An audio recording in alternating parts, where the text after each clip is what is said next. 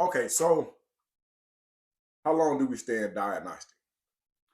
I say in diagnosis probably about the 6 weeks that it takes necessarily to get processed. What do you learn in this time, or do you remember what your mind process, your thought process is at this time? Believe it or not, uh, the diagnostic part of it was actually kind of fun Okay, please elaborate. because we went through, I guess, the little paperwork and to try to get you processed to see, later on Security. what dorm and stuff, Okay. yeah, your security and stuff like that, what dorm you were gonna go to and stuff like that.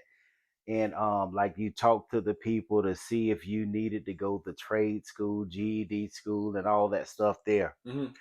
But the bigger picture came, after going to general population, Okay.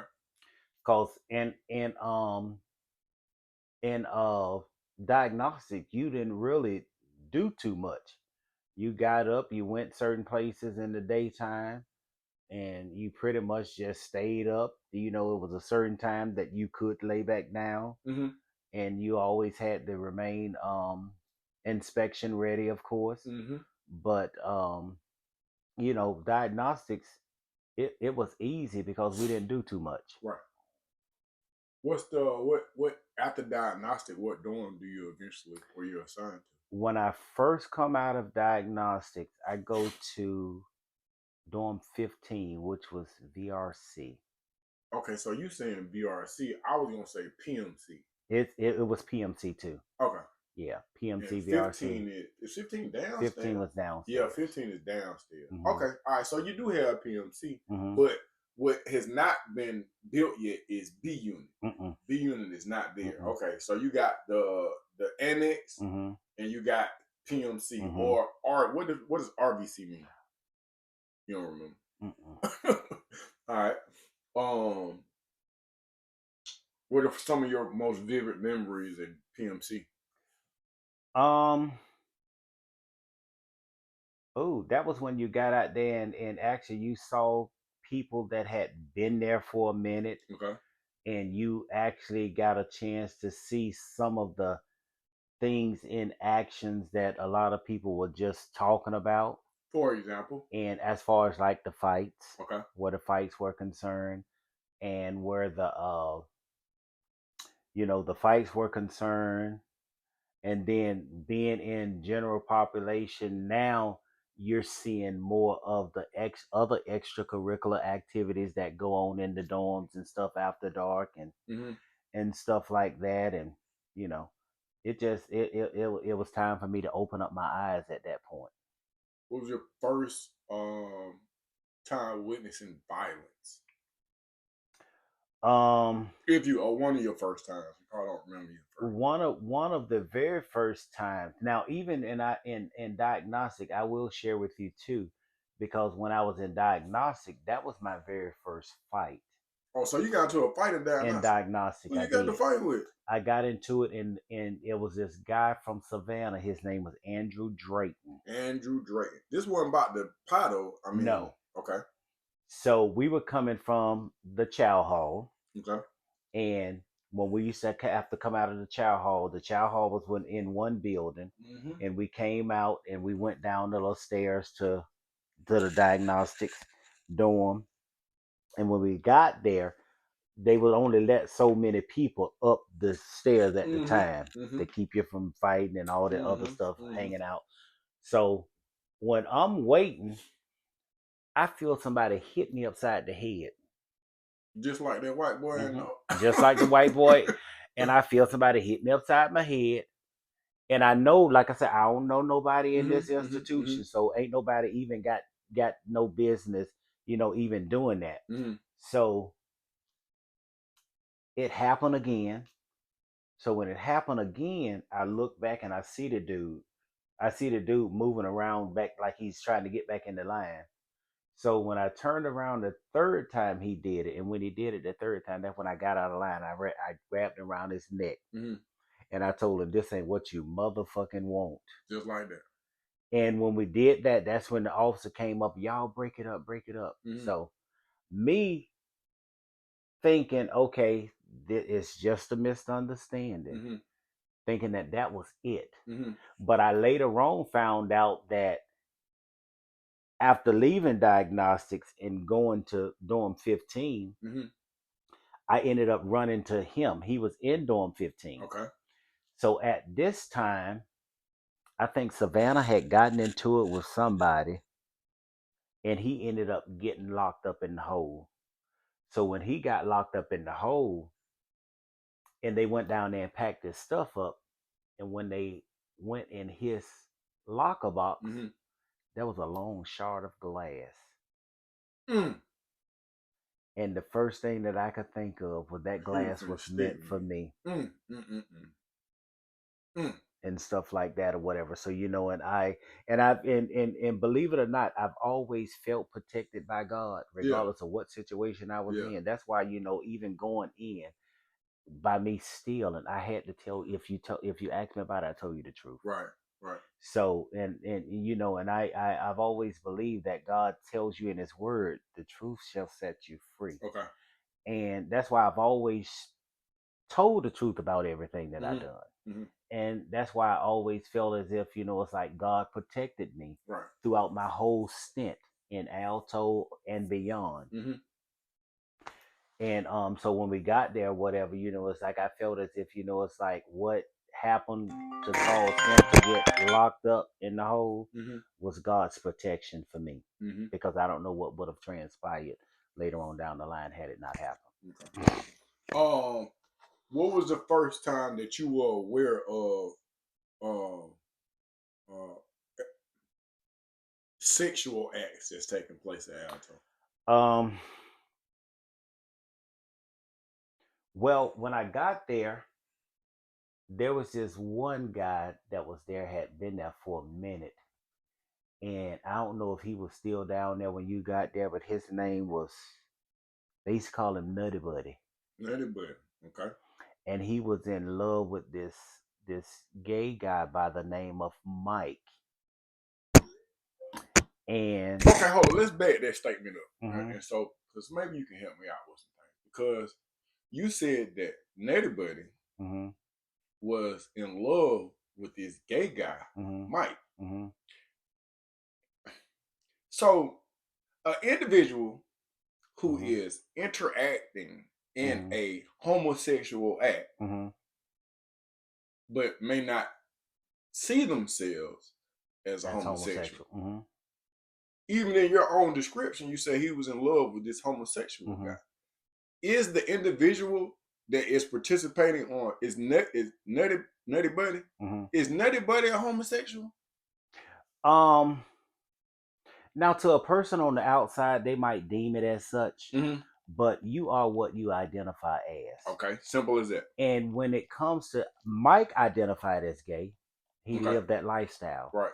But one of the things about being incarcerated is that, if I choose to be with somebody, my lifestyle might not necessarily be theirs because I live this lifestyle every day. Okay, And it might be that this certain circumstance is what allows them or what causes them to live this certain okay. lifestyle. So what you're saying is that a heterosexual man that may, because of the length of his sentence or just the honor the inability to interact with a female, Mm-hmm, that if he sometimes interacts with another male sexually, does mm-hmm, not make him a homosexual. mm-hmm, He is just he is whatever he identifies mm-hmm, as. Okay. mm-hmm. Okay, so Nettie Buddy is in love with Mike. I'm He's in sorry, I love. didn't mean to interrupt. He's in love with Mike, and there was a story about Nutty Buddy prior to when I got there because somebody had ended up back then when I first came through. They had just started putting locker boxes at the foot of your bed. Mm-hmm. Your locker boxes used to be underneath the bed. Okay, so when They were like drawers under yeah, bed, and see when I those. got the PMC, bunk beds right here, locker Mm-hmm, right here, locker right there. mm-hmm, That's how they was. mm-hmm. And then with the locker boxes being under your bed, that's when I think something happened with Nutty Buddy or something happened with it was this other guy down there that he was a bow hog. You remember his He was name? what they, and I don't, it's on the tip of my tongue, but I can't. And I want to say it was Rambo. Mm-hmm. I want to say it was Rambo. Okay. And they ended up taking that box, hitting Rambo's side of the head. And this is just something about what I heard Mm-hmm. because I wasn't there then. And they were saying that Rambo was so big and Mm-hmm. buff at the time that it actually took about 4 or 5 or a group of people to actually get him down. Mm. They hit him in the head with the locker box, blood spurting everywhere. They sticking him in everything, and it took the longest for him to fall. But why? Why was they on Rambo right then? Because Rambo was considered a bow hog. Oh yeah. A lot of people were scared of him. Okay. Yeah, a lot of people were scared of Rambo. Okay. Um. So do Nutty Buddy and Rambo have a run in, or this is just a group No, effort? I want to say Nutty Buddy and Rambo. They were probably on the same. They were probably on the same side, if I'm not mistaken. Okay. And then see, I think Nutty Buddy may have came in with say because even back then people would come in Alto with 10 years, but because of the way that you had to live and the way that you had to fight for yourself, people would actually turn that 10 years into a life sentence. Yeah. And I think Nutty Buddy was one of the one of ones those that ones. yeah. Okay. And so do you ever do you well how can I want to ask the question because I've seen the typical individual come in who don't know no better, but you just ate some food that didn't belong to you, Mm-hmm. and it wasn't no repercussion. Mm-mm. When do you initially get into not a physical altercation? When Mm-hmm. do you interact with a man or are sought after at Alto? Ooh, it was probably Did you just smile a little bit just then? I did because it took me back, and then because and I will share with you that a lot of the guys that I dealt with when I was incarcerated, Mm-hmm. I'm cool with them now. Okay. So, I mean, some of them I see them in passing and they speak. Some of them I see them in passing and they act as if, it's like they don't know me, which that's fine too, because like I say, my lifestyle is my lifestyle. I Right. live it every day. Right. So, one of the things about, their lifestyle, it may be a thing of the past for you. And I don't want to rehash any old stories. So, whatever it is that you're going through, what causes you to not speak, that's fine too. But the very first time, I think I was in dorm 13. Dorm 13. Yeah, Now I 13 was in the is annex. that's in the annex. Okay. Mm-hmm. Now you know the crazy part is this. No, I hate to keep interrupting you, but Mm-hmm. when you saying certain places, I can see them. Mm-hmm. The whole time I was at Alto, Mm-hmm. I've never been inside the annex. Really? Mm-hmm. Never. Now when I got there, the annex had shut down. Mm-hmm. Then when Boatwright got killed, and they started transferring us all up out of there, they Mm-hmm. opened it back up. I'm Mm-hmm. sorry. Go ahead. You was in 13. I was in 13. And back then, they had what they call cliques and all this stuff here. Atlanta had their dorm. Uh-huh. Then you had the dorms that was pretty much mixed with Atlanta and the boys from down south. Okay. And stuff like that. And this particular time, I was in dorm 13, and there was a guy that was there. Me and him we never really took it there, Mm-hmm. but he had a radio. And every Friday night, we used to call riding out. Okay. Where you get the radio and you just ride out. Yeah. And so we did that, and he would let me hold his radio. And when I took him back his radio after I got ready to go to bed, he actually asked me, "When are you gonna do this and do that?" I was like, "Okay, I got you tomorrow." Right. And so You that dick dodge. huh? You dick dodge. No, because I was going to bed that night. Okay. But when he asked me about it, I was hoping that he didn't want it that night. But I told him, I say, "Okay, I got you tomorrow." Yeah. So the next day, he brought me the radio by 7 o'clock. I kept it all night, and then after that, when I got ready to take it back to him, and as I promised, I stood on my word. Gotcha. And so we did that. And absolutely nobody in the dorm knew that we had, ever did anything like Mm-hmm. that. And then it wasn't until, Somebody always know, folks. well, somebody always knew because he did have a homeboy that was there. That Yeah, him somebody and the homeboy always was, and the homeboy was the one that was actually watching out. So he knew. But as far as majority of the know. Right. dormitory, Right. they didn't know because they didn't even know that side of That's me. what that was gonna be my next question, because I have spoke to you on the phone, and had you not added a little something extra to it, I'd have been like, and then upon appearance, I just would have been like, you like my old football coach. So I was like, so now how was you moving around Alto though? Was it Now, Alto, mind you, I'm young, so in being young, and I haven't really my being who I was gonna become.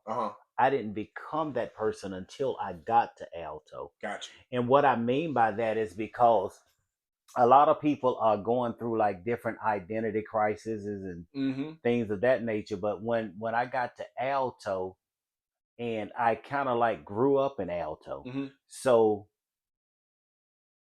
being who I am and knowing who I am, it wasn't until after I got into Alto that it's like I'm mingling with other people of my status. Gotcha. Other people of my class. So when we get there, then you see certain people wearing their pants a certain type of way. Explain that, please. So as far as getting your pants straight leg to where it's like they pencil leg at the bottom, but they hip hugging up top and stuff like that. And then it's like it was certain times I would even conform to that. Okay.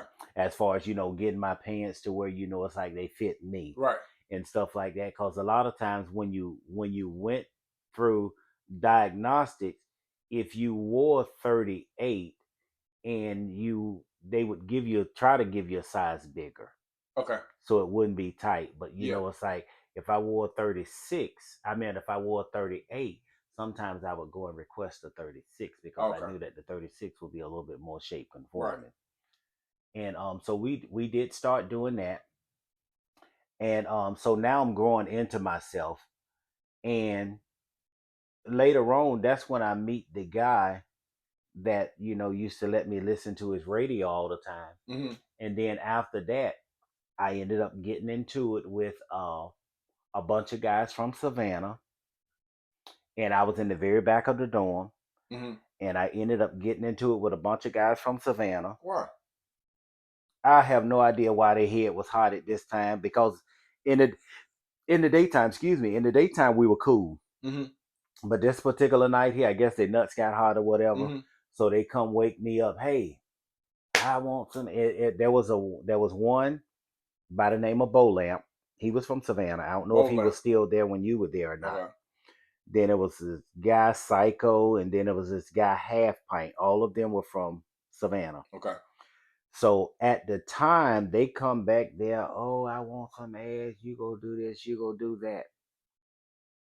And y'all done really woke me up out of my sleep. hmm So my thing is, you didn't want no ass, because if you wanted it, you would have got it while I was asleep. Mm.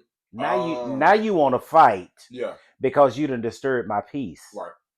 So I ended up then getting up. They still talking shit about they go do this, they go do that. Y'all ain't gonna fuck with me. Have you had any interaction with these Savannah guys prior to then, or no? Okay, and so but the reason why they did what they did at that moment, because a couple of days prior to this, everybody from Augusta, we might have had about 13 people from Augusta in that dorm at that time. So they shot kites out, got everybody from Augusta moved to certain places. Oh, okay. So now y'all deep in here. So now that y'all deep, y'all think y'all gonna run the dorm. Right.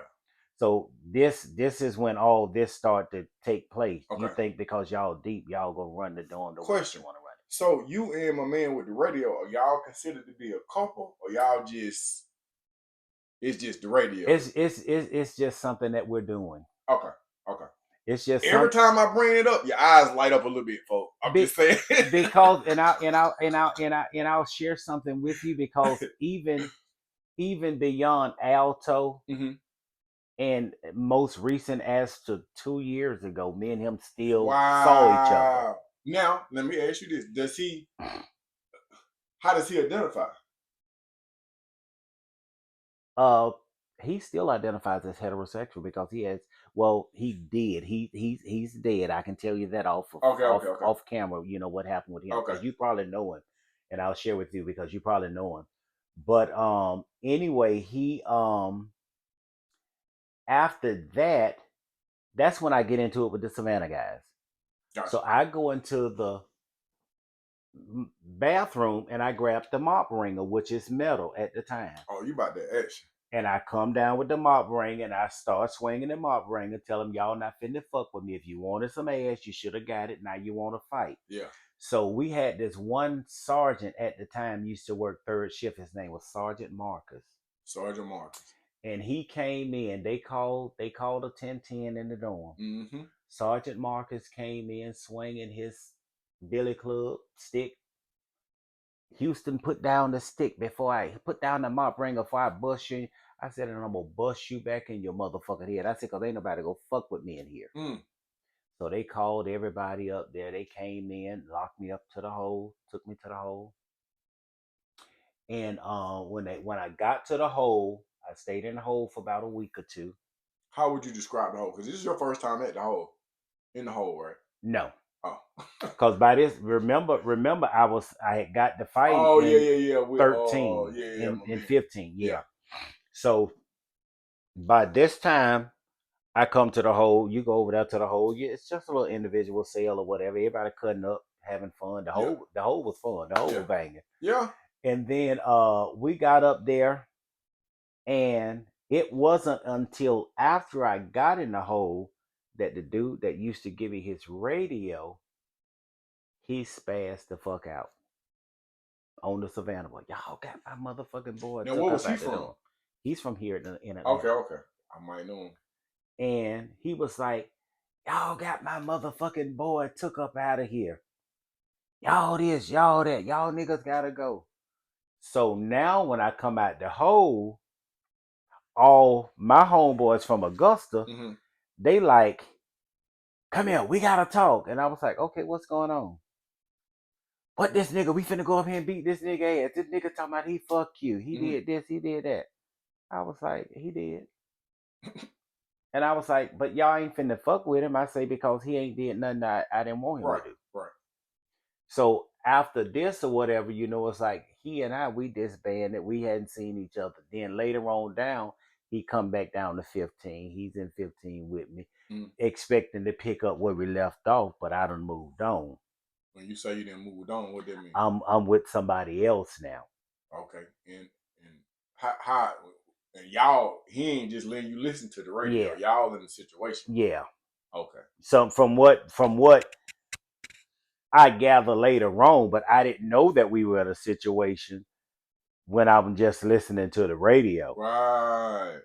So I'm thinking I'm just listening to the radio. We done did this and it means nothing. Right. But now you've gotten caught up. Yeah. So it wasn't until later on. That sounds like a conflict is about to take place. Yeah. So later on, that's when, things begin to, I start watching stuff. And then once he came into the dorm and I was with someone else. So when I was with someone else back then, we used to tunk and skin and all that stuff there. And he and I, we started tunking and stuff, and he started putting up his nylon underwear and t-shirts and putting that in. Oh, y'all gambling? We gambling. But so you gambling with the radio man? Mm-hmm. And y'all really gambling? Mm-hmm. And he didn't got down to his nylon. Because when I got to Alto, nylon was... Yeah. Okay. All right. So you beat him, and if you win, you gonna get to leave with all his stuff. And I took all of his nylon. I took all of his nylon and I gave it to the guy I was with at the time. No, Mhm. no. And he You came causing back, trouble, folks. and he came back, and he was like, "You gave it?" I was like, "Yeah." I was like, "Hell, I wanted this. Who I'm with? What are you thinking that you and I are gonna pick up from? Yeah, No, that's done." yeah. I'm saying, what's his response? Because he just don't strike me as And somebody that's it gonna. wasn't until, and then remember, I used to be in my dorm. I used to be in my pod in my room, and he was in the same dorm. So he would walk through my even though he didn't even sleep in the dorm in the Right, room that I slept in. right. He walked through, walked up, and I think one time I may have even asked him, "What the hell? You got something you want to say?" Yeah, Cause you walking past here, you done walked through here like 4 or 5 times yeah, tonight yeah. and stuff like that. And he was like, "No," and stuff like that. But he was angry and heated about the fact that I had moved on. Hmm. But at the same time, I never knew we had something. Right. So because it wasn't communicated that this is what it was. I'm thinking, okay, you giving me your radio, and this That's is how what. you want reimbursement. I'm reimbursing you, but now you done got caught up. Yeah. So, Does radio and the man that you with now, do they ever bump heads? because I don't think the one that I'm with now, I don't think radio wanted any He part ain't of him. want no trouble, for real, Mm-mm. for real. Okay, but he still watching Mm-hmm. and looking. Mm-hmm. How does that relationship end? Mine and the new guy. Yeah, the one who got all the knowledge. Well, we're in the same dorm, and he was one of the ones that he Did you say where he was he from? he's from here. Also, Believe it or radio not, from believe it or Atlanta not, majority of the guys that I dealt with when I was incarcerated was from Atlanta. were from Atlanta. Why do you think that is? Or does it even have a factor? It doesn't, Okay. but it was just that those were a lot of time those were the ones that I was attracted to, and nowadays out here in society, Hmm. if you're gay, you're pretty much gonna get with somebody that's known to be gay, or might even have a few feminine qualities, and that's what a lot of people are attracted to Okay. out here in the gay society. Right. But even me growing up, I've always been attracted to masculinity. Okay. And so growing up, that was one of the things that a lot of guys from Atlanta had that ATL slang Right. Right. Right. Right. and stuff like that. And I used to find that so attractive Right. growing up. Right. And so, when they would come over here, and then some of the guys, but I don't do this and I don't do that. Those were the ones that I would pursue, because you tell me that you don't do it, and you mean to tell me that you know I can't have what I want. And before I came to prison, Right. I was always accustomed to getting anything that Right. I Right. want. Right. Whether it was So, shoplifting or mhm. getting shot And with a so 12 that gauge. was still my MO. Yeah. mentality. Yeah. Mm. Mm. Do you ever have a relationship with somebody outside of Atlanta? I did. I had a relationship with someone from Jessup, Georgia. Okay. I've had a relationship with someone from Savannah, Georgia. Hold on. How much time do you spend at Alto? Do you do your entire bid I there? do I do 2.5 years in Alto, but I do 8 years altogether.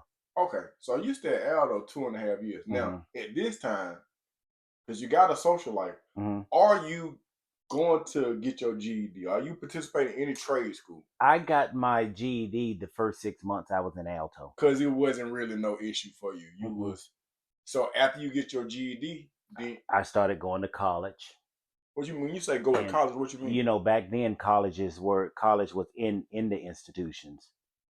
What? Yeah, you can go to college and get your 2 or your 4 year degree. They paid for it. Oh, so I'm a tad bit confused because it sounds like you just said you can get your college education Hmm. at Alto State Hmm. Prison. Hmm. Hmm. What school was it though? We had this. There were colleges like Truett McConnell. Mm-hmm. You had like Mercer I University, had real colleges. real colleges. You Hmm. know what they would offer us? They would offer us OJT hours Hmm. at Middle Georgia Tech, North Georgia Tech, Hmm. but no completion. I took culinary arts for 4 years. Hmm. I cut hair. That even with cut hair, you never would get a license. You would just get on the job training Hmm. hours. That so you went to college. Hmm. What'd you go to college for? Uh, at the time, I was going for computer programming. Mm, I could, because back in the '90s, that's when computers are really starting to come into Hmm. play. Hmm. So they keeping you up with what's going on. Hmm. That's crazy. Why, in your personal opinion, why do you think that those that education access is not available today? Um, I think it had to it came about. Oh, I can't really say who was in office then, Mm-hmm. but it had to be with the governors trying to cut out certain parts in the Tough on prison crime. system and stuff like that, even though what you were doing was actually hindering us, because a lot of times when we were going to colleges and stuff like that, it gave us hope that when we came It out did. here we can put forth this. I remember seeing a commercial where somebody was running for office and they said such and such had this person sent Hmm. to prison and this person got a college Hmm. education and Hmm. then you can't pay for your college Hmm. education. You see what I'm saying? Hmm. Mm, mm, okay. And we had graduations and all of that. With degrees. Hmm.